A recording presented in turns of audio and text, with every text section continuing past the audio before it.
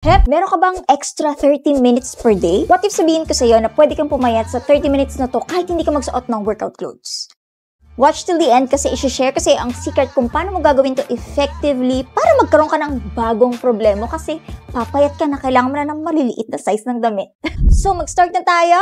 Now na! Hello and welcome! This is Coach Sans at tutulungan ako para ma-enjoy mo din ang life mo with a happier, healthier, sexier you. Napakadaming health benefits ang pwede mong makuha just by walking 30 minutes per day katulad nito, at nito. And I know, gusto mo na agad marinig yung sa pagpapapayat na part kasi sino ba naman ayaw pumayat, di ba? Now, ang next question mo is, baka paano at bakit siya nakakapayat? May mga studies kasi na nagsasabi na just by walking 30 minutes per day, meron itong significant effect sa pagpapapayat mo. Especially if ginawa mo naglakad ka outside kasi alam naman nating lahat na kapag relaxing yung lakad natin, nakaka-apekto dun sa ating cortisol, yung ating stress hormone. And alam naman natin na yan ay responsible din or nakaka-affect din yan para mag-gain tayo ng mga taba-taba dito sa bilbil sa tiyan natin. Kasi alam mo ba na ang walking ay considered as isang low-intensity exercise. So, ibig sabihin, ang body natin, taba ang gagamitin niya as source of energy instead of carbs. Kaya, make sure to stay tuned kasi may isi-share ko sa yung bonus tip kung paano mo itong mamamaximize para mas mapabilis yung pagpapapayat mo. Secret lang natin to. So, baka isipin mo, ay so pwede na yung mga palakad-lakad lang sa mall, ganyan, lakad-lakad sa namimili, shopping-shopping.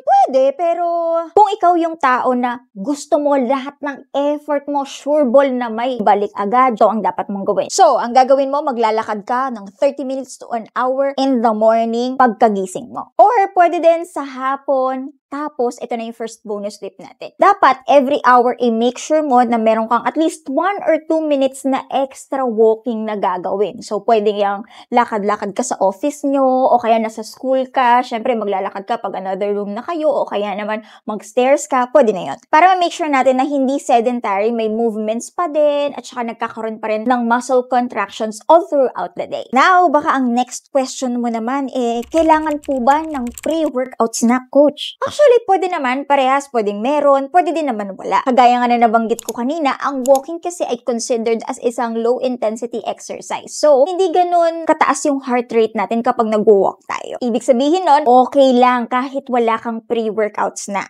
Another bonus tip, mas maganda na mag-walking ka first thing in the morning, yung as in, wala pang laman yung tiyan mo, mag-walk ka na agad. Makakatulong kasi to, or mami-make sure natin na talagang taba yung gagamitin na source of energy natin at hindi yung basta carbs. Kasi imagine, ganito siya. Kapag kumain ka, no, imbis na taba yung kukunin niya as source of energy para di ka manghina, ang gagawin tuloy ng body natin, yung carbs na kinain mo, yun yung una niyang gagamitin. Di ba hindi nga yun yung goal natin? Gusto mo talaga na sure, napapayat ka just by merely walking, so walang kain. Walking in a fasted state. Yun ang goal natin. Tsaka sis, di ka naman agad gutom yan pagkagising mo sa umaga, I'm sure. Now, if gusto mo rin malaman kung ano yung mga pagkain na dapat mong kainin if you're walking for weight loss, click this video na. See ya!